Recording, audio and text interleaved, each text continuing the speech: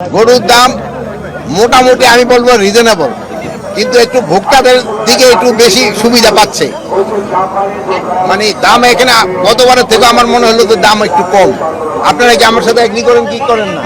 হ্যাঁ, একটু কম মনে হচ্ছে না? এবার দামও কম।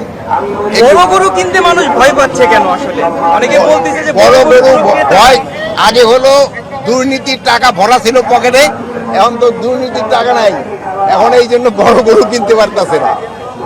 যেহেতু তো দুর্নীতিবাজ যাদের কাছে টাকা ছিল, ব্ল্যাক মানি ছিল, তারা তো বড় বড় গরু কিনতো। অত বড় গরু কিনা ডিফিকাল্ট।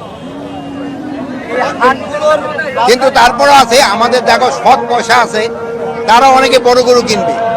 সৎ পয়সা এরা বহু লোক আছে, বড় বড় বিজনেসম্যান, তারা বড় গরু কিনবে সৎ পথে যারা আয় করে।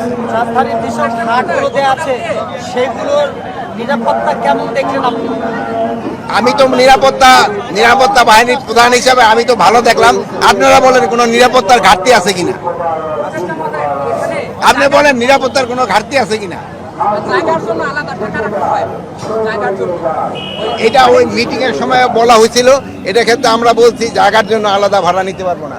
এই যে এবার হাসিল নিছে, এই যে এই ভাইয়েরা, এই যে যদি কেউ জানানো হয়েছে আইন শৃঙ্খলা বাহিনীকে, সাথে সাথে ব্যবস্থা নেওয়া হয়েছে। যদি এরপরে যদি ব্যবস্থা না নেয় তো ওনারাই কিছু ব্যবস্থা নিল। ঈদে অনেক মানুষ ঘরে চলে যাচ্ছেন, বাড়ি চলে যাচ্ছেন। রাজধানীর আইন শৃঙ্খলা পরিস্থিতি আসলে কেমন থাকবে? রাজধানীর আইন শৃঙ্খলা পরিস্থিতি মাশাআল্লাহ খুবই ভালো থাকবে।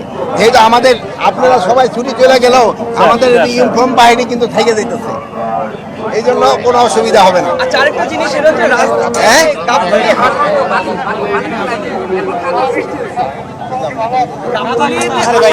আপনার কল্যাণপুর থেকে গাবতলী পর্যন্ত যানজটটা বেশি হচ্ছে, এই জায়গাটা একটু দামটা বেশি হচ্ছে। এই ব্যাপারে কোনো নির্দেশনা দিয়েছে?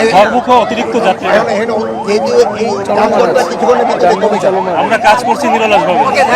সার্বিক পরিস্থিতি কি বলবেন? সব মিলিয়ে গরুর কথা আমি বলবো যে আমাদের পর্যাপ্ত গরু আছে, যারা গরু কিনবে তাদের কোনো অসুবিধা আইন হবে না। শৃঙ্খলা নিয়ে সার্বিক কি বলবেন? আইন শৃঙ্খলা পরিস্থিতি আমি বলবো মাশাআল্লাহ খুব ভালো আছে। এটা যেন কন্টিনিউ করো, এই জন্য আপনাদের সবাই সহযোগিতা দরকার। Thank you. আপনারা আমাদের থ্যাংক ইউ।